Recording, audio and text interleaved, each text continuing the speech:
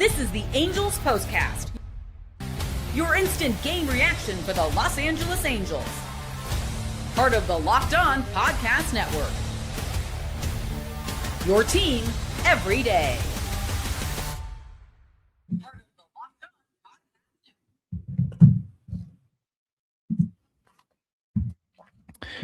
Hello, Halo Nation. Hello, Halo hopefuls, and welcome back to the latest edition of the Locked On Angels Postcast.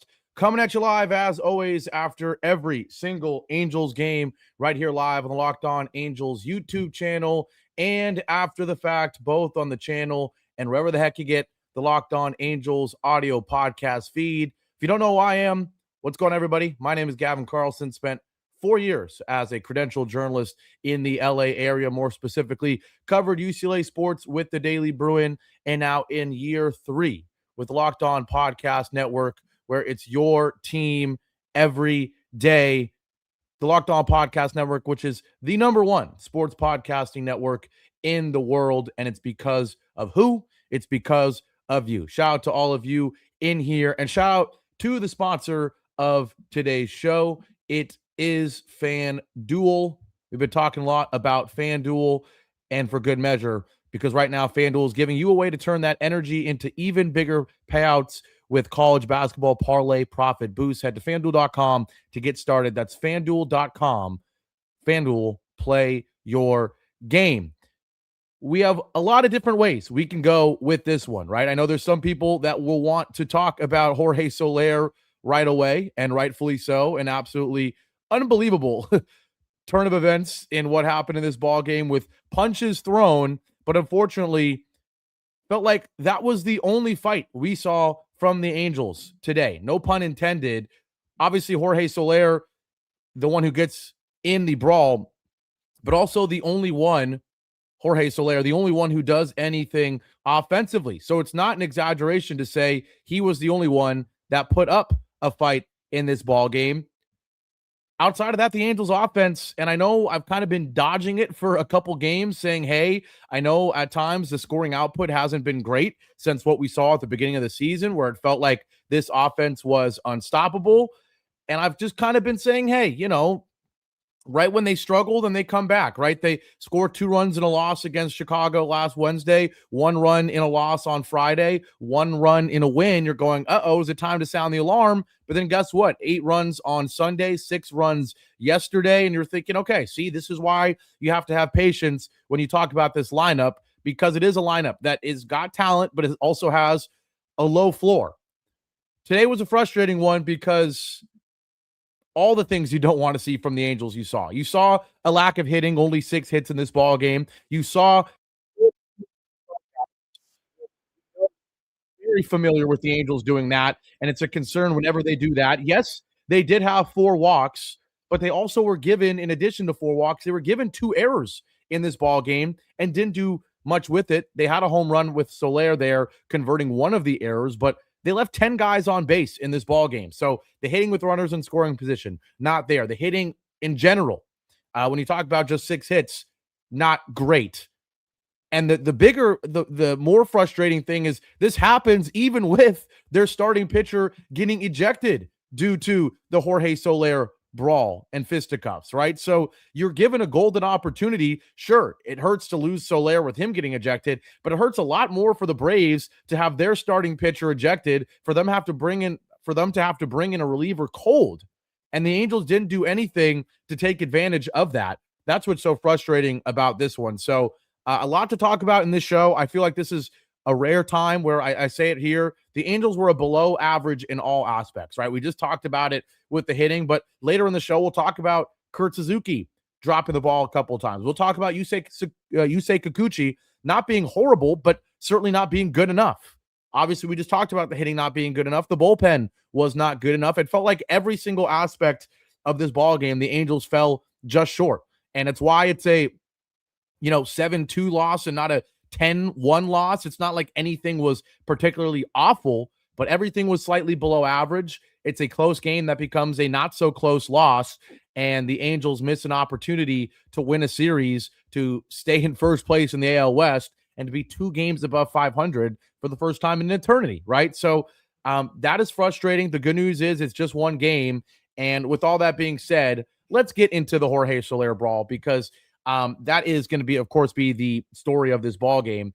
I'm looking at the comments here. I'm surprised to not see a ton about it, but we have to start there. And if you're wondering why this happens, this is something that was brewing both from a Jorge Soler, Reynaldo Lopez perspective and for the Angels in general. Of course, we know what happened in Seattle where not once, but twice Mike Trout is hit inside. They're trying to brush him off the plate, even though he does the furthest thing from crouch home plate. He literally leans back. He's all upright like this. I don't know what I just did there, but you know what I mean. Why in the world is he getting hit inside multiple times? So there was frustration coming into that. Now, we go to the Jorge Soler thing specifically. He came into the ball game with 4 home runs off of Reynaldo Lopez. 4. In the top of the first inning, he makes it 5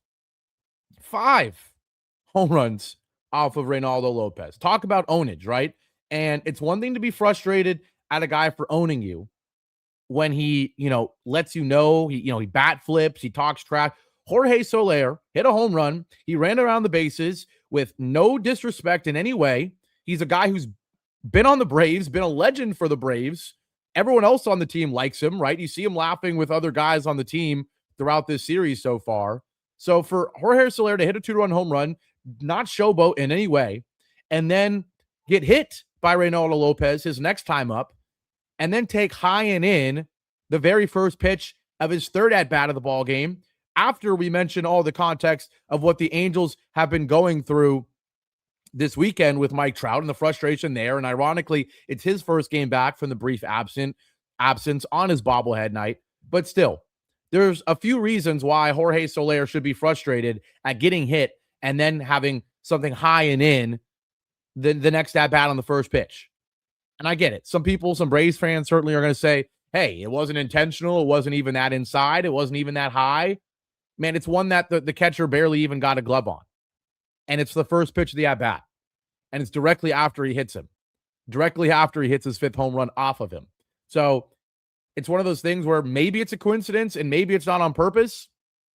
But I don't blame Jorge Soler at all for either feeling like it's on purpose or saying, again, that's another thing, right? Whether it's on purpose or not, you don't know. But there's some people that make the argument in baseball that if I've a rightful reason to get annoyed, if it is whether I have a rightful reason, I can't talk, to get annoyed whether it's on purpose or not, and you as a pitcher should know that coming into the at-bat and should not throw a fastball anywhere near the inside corner. Because whether you mean to hit me or not, whether you mean to brush me off or not, you shouldn't even flirt with the inside corner if I am coming up to the plate with every right to be infuriated if you get near hitting me. So I don't know if it was intentional or not, but it was high and in on the first pitch of the at-bat after he just got hit, after he just hit his 5th home run off of him, after everything that happened on the weekend. Jorge Soler has every right to be upset, and it is a pretty hilarious fight in the sense that it was so delayed. If I remember correctly, there's a throw down to second, the camera pans there, and then you hear the announcers before the camera pans saying, oh my goodness, Jorge Soler is charging the mound. And next thing you know, the huge, gigantic man that is Jorge Soler is swinging fully at Reynaldo Lopez. Meanwhile, Jonah Heim is holding Jorge Soler back. Then both benches clear. There's all sorts of hoopla. And if I remember correctly, the Atlanta Braves manager is the one that tackles Jorge Soler and gets him to the ground. I mean, you can't write a script more hilarious than that. Obviously, it was exciting. There was a huge crowd at the Big A tonight, over 40,000, with it being the 400 home run Mike Trout bobblehead night, and with it being his return, and with the Angels having won 3 in a row and being 6-5 and a chance to stay atop the AL West. There's plenty of reasons for there to be a lot of people at the Big A tonight, and they certainly got a show with what we saw from Jorge Soler throwing hands.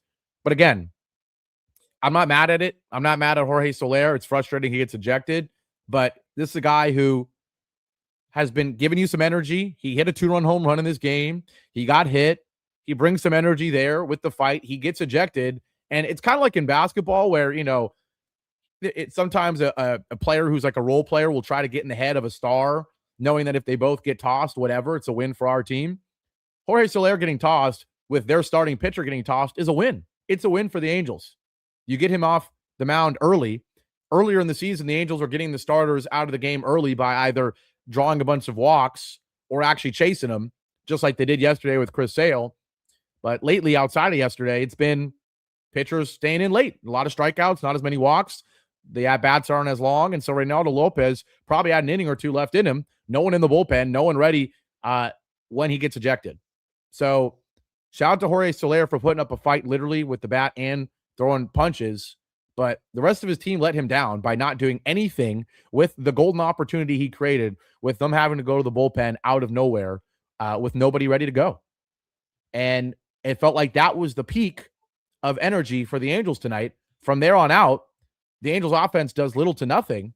They squander a couple opportunities with runners on base and runners in scoring position, but they didn't take advantage of the energy that was created both by the Soler home run and the energy that was created by the Soler fight. So again, I guess we got to say shout out to Jorge Soler.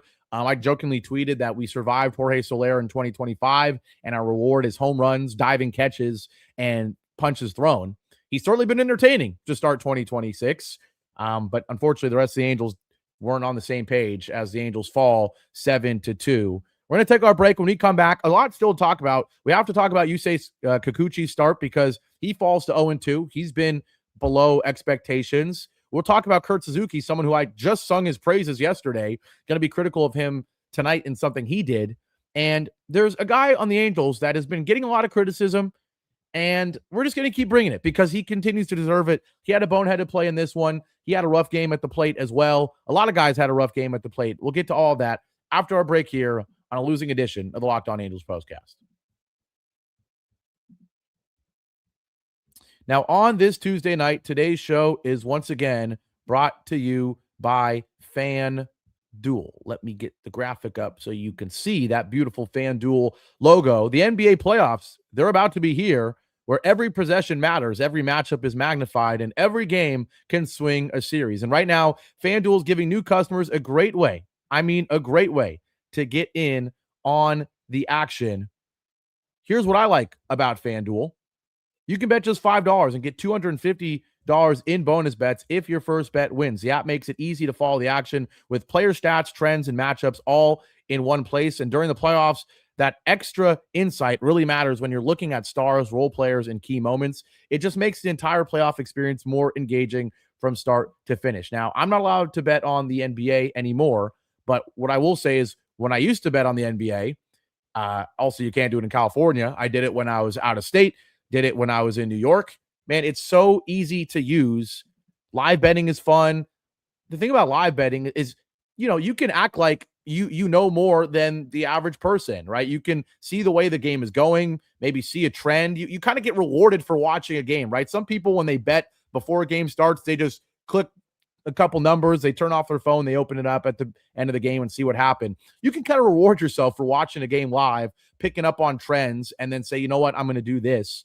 I'm gonna make this bet as a result. So live betting with FanDuel is great, but betting in general, especially with the NBA playoffs, is great with FanDuel. So head to FanDuel.com to get started. FanDuel, play your game. As we are loading here, trying to play the next video for you. Oh, it's not working. We might have to just continue with the show and get to that video in a second. So we are going to get back to the show. There's the video. Hey, this is Jeff Carr from Locked On Reds, and when it comes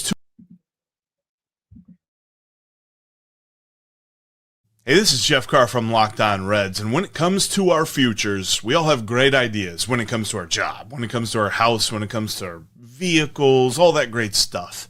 But honestly, when it comes to securing that future, I don't know what I don't know. And when me and my wife sat down to figure out the life insurance thing, Ethos made everything simple. Everything's online, you have a quick and easy application process, and you find out exactly what you need for coverage all in one spot. Ethos makes everything so convenient when it comes to learning about your own life insurance, because insurance is something that is far beyond batting average or on-base percentage.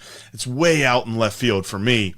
Ethos made it all easy. Take just 10 minutes and get covered today with life insurance through Ethos. Get your free quote at ethos.com/lockedonmlb. That's ethos.com/lockedonmlb. Application times may vary and rates may vary.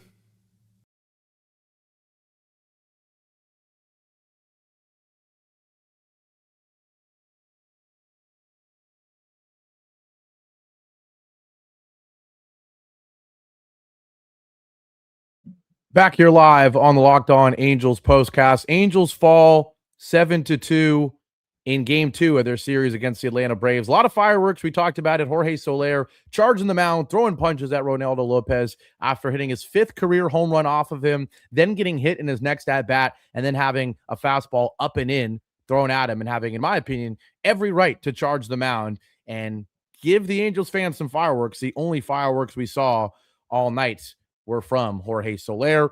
Talked about being a little bit critical of kind of everything, right? We already talked about the hitting struggling.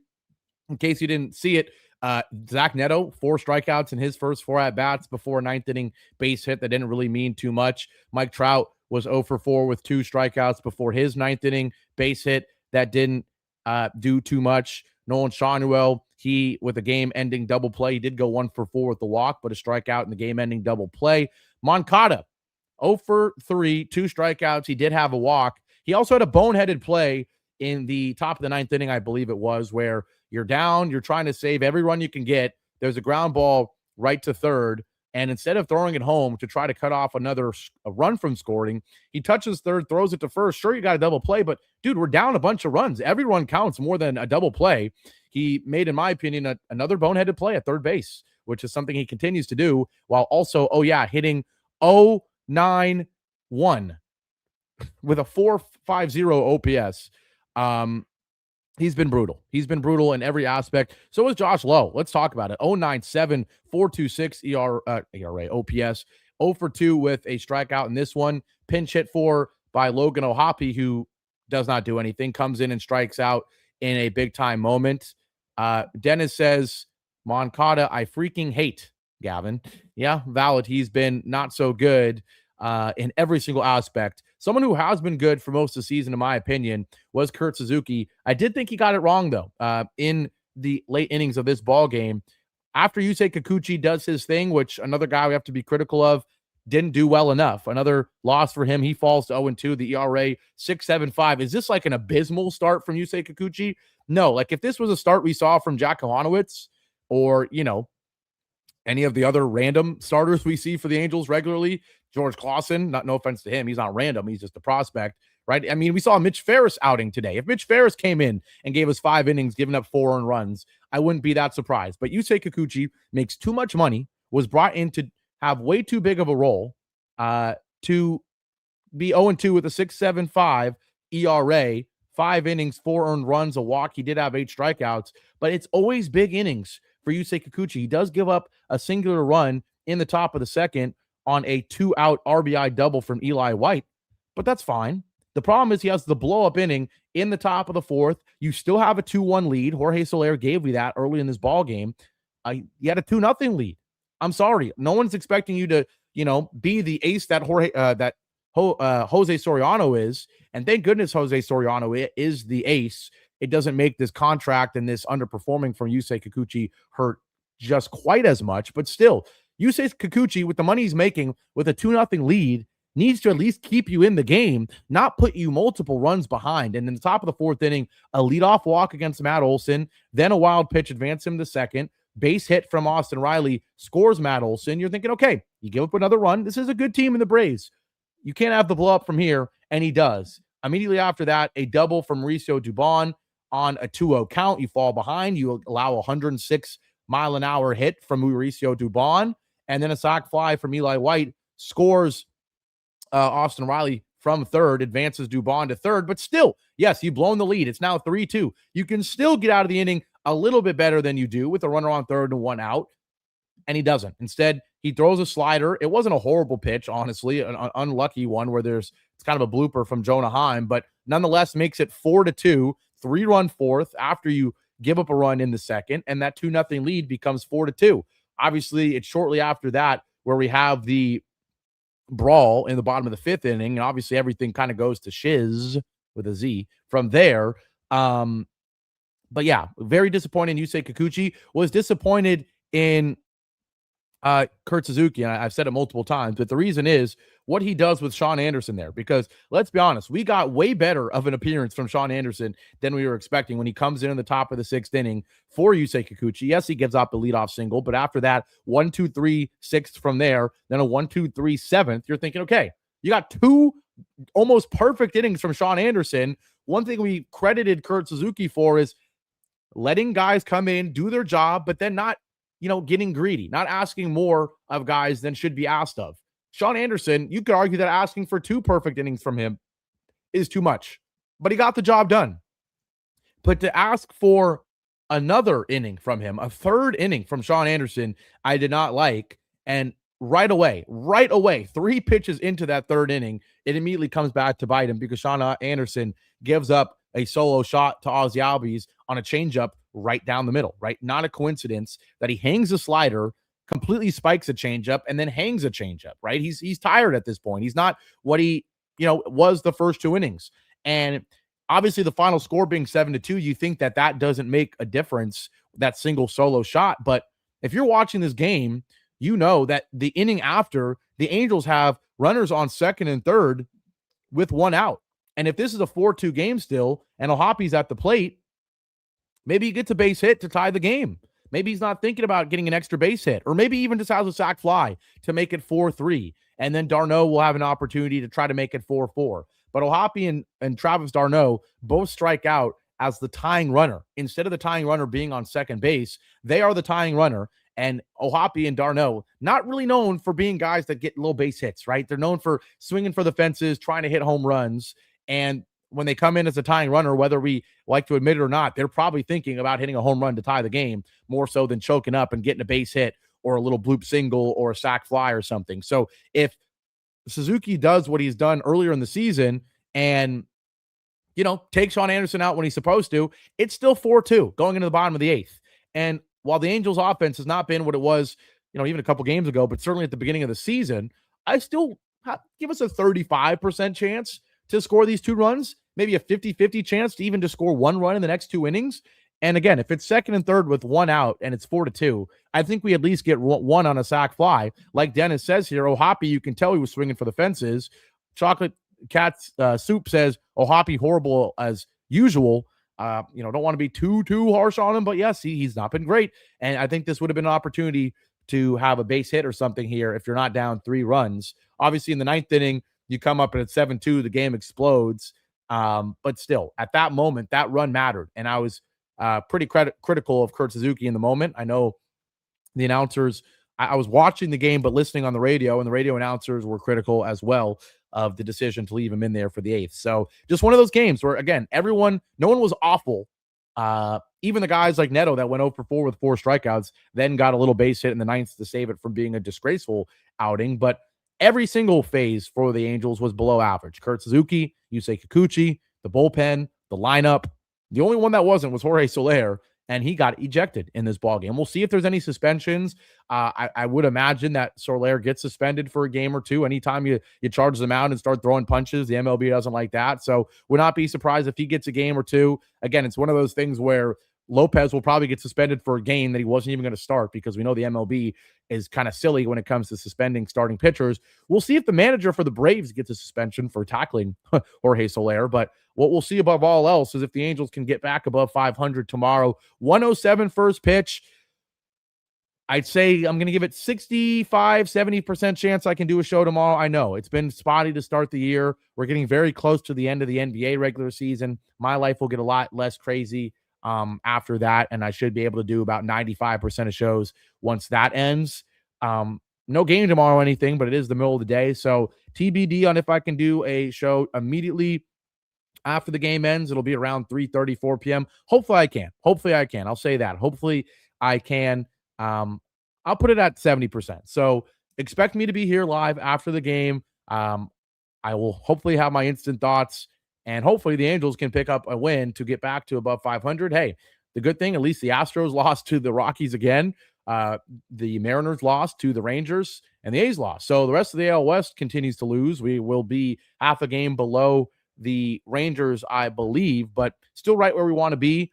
Would love to win tomorrow, and that would certainly make it, in my opinion, a successful first 13 games of the season when you talk about 7 games on the road against good opponents, 6 games at home against good opponents. To be 7-6, I will absolutely take that with a day off on Thursday. So that's all for today. Shout out to everybody in here. Leave a like, comment, all that good stuff. As always, I'll catch you live back here tomorrow after the game.